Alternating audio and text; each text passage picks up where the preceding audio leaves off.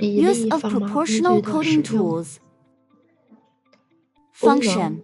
Enter the horizontal and vertical equivalents of the entire pattern.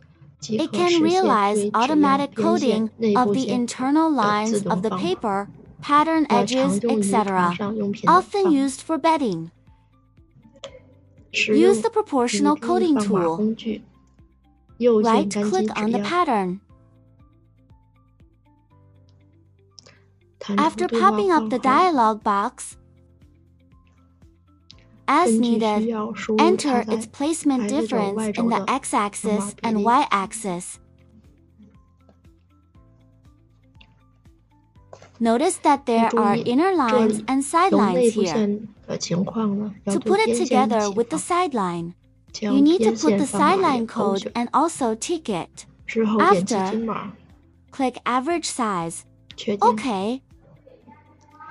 Is that so?